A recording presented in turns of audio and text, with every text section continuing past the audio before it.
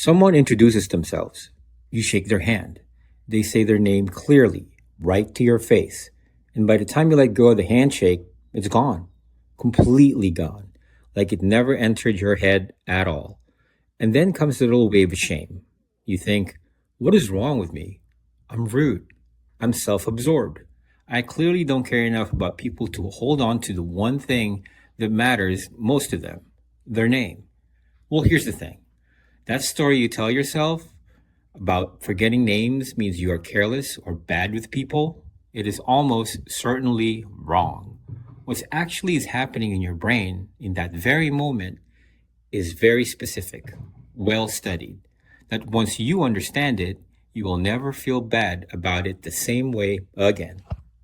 The usual assumption is that forgetting names is a memory problem. Your memory is bad. You're getting older. You need to try harder, focus more, care more. So people cram little tricks and feel guilty when they don't work. But cognitive scientists who study this have found something that flips that whole idea on its head. Forgetting a name you weren't just told isn't really a memory failure at all, because the name was never actually stored in your brain in the first place. You can't forget something your brain had never saved. And by the end of this video, you will understand exactly why names specifically are the single hardest thing about a person for your brain to keep. There's also one detail here that sounds completely backwards, a common trick people use to remember names that can actually make it worse. We'll get into that. But first, let's start with the strangest fact in all of this, a study about a baker. In 1987, a group of researchers led by Kim McQueenie ran an experiment that psychologists still point to today. They showed people unfamiliar faces and taught them information about each one. Here's the clever part. Some of the words did double duty. The same word could be either a surname or a job. One face, you were told, belonged to a man named Mr. Baker. Another face, you were told, was a baker. Same word, same face, same sound. The only thing that changed was whether it was a name or an occupation. People remembered the word far more reliably when it was the job.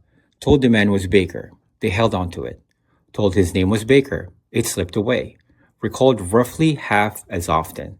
This became known as the Baker-Baker paradox, and it reveals the entire problem with names in one clean stroke. Here's why it happens. When you hear that someone is a baker, your mind lights up with a web of associations. Flour, ovens, early mornings, the smell of bread, a tall white hat. All of those are handholds, multiple routes leading back to the fact. But when baker is a surname, you get none of that. It is an arbitrary label attached to a person for no reason you can see, connected to nothing. It floats there on a single thread, and single threads break easily. So, the reframe is this.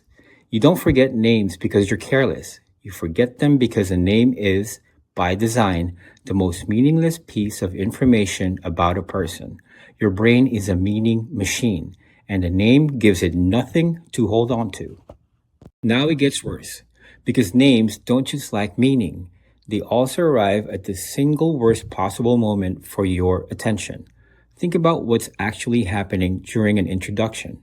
You're shaking a hand, making eye contact, reading their face, thinking about what to say next, possibly saying your own name back, maybe bracing yourself, quietly, for your turn to speak. Your attention is split 5 ways, and the name gets about 1 second of airtime before the conversation moves on.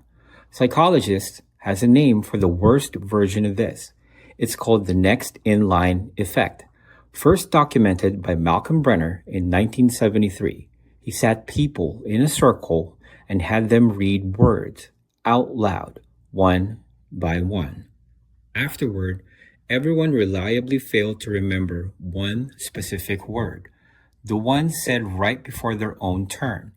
In the seconds before you have to perform, your brain pulls its resources away from listening and toward preparing. You stop encoding the outside world because you're rehearsing yourself. An introduction is the next in line effect in its purest form. The exact moment someone says their name is the exact moment your brain is busiest thinking about you, your handshake, your hello, your turn. The name doesn't stand a chance. It's not that you weren't listening because you're rude. You weren't listening because your brain was busy with the social performance of meeting them. And here's the detail I promised you, the one that sounds backwards. The classic advice is to immediately repeat the name in your head over and over the second you hear it. Baker, Baker, Baker. But research on how memory encodes suggests this can actually backfire. Mechanically, repeating a name occupies the very mental resources you'd need to attach meaning to it. You're so busy drilling that sound, you never build the handholds. The repetition feels like effort, but it's often just noise. What works instead is the opposite of drilling. Pause. Attach the name to something, a face you know, with the same name, an image, a small meaning. Oh, his name is Baker? Picture him, for 1 second, pulling a tray of bread out of an oven. You've just given an arbitrary thread something to hook onto. There is something almost poetic buried in the neuroscience of this. Brain imaging suggests that a person's name and a person's other details are handled in slightly different places.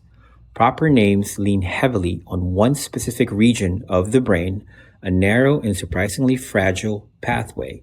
Everything else you know about someone, their warmth, their job, the story they told you, the way they laughed, gets stored across the rich, redundant web. But the name hangs off that one thin branch, which means the gap you feel, knowing everything about a person except the one word that is their name, isn't a personal failing. It's the actual architecture of your brain.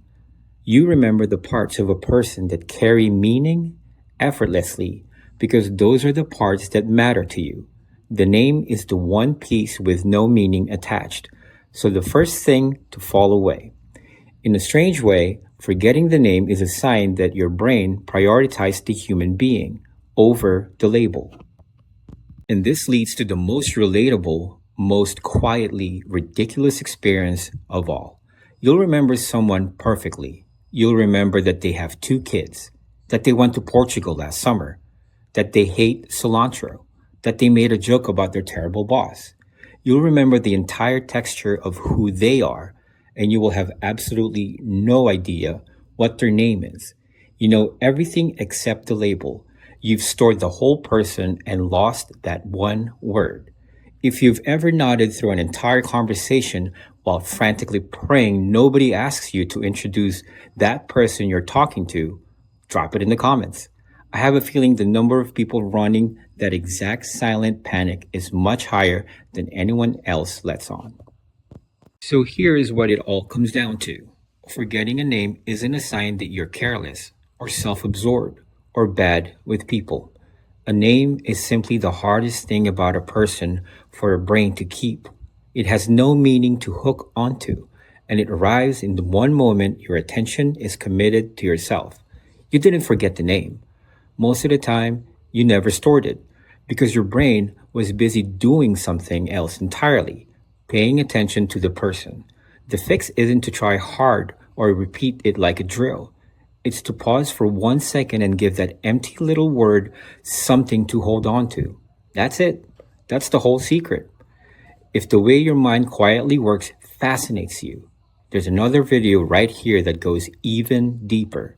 And if you want more of this, subscribing takes about 2 seconds. Either way, thanks for being here. And I'm so sorry in advance for forgetting your name.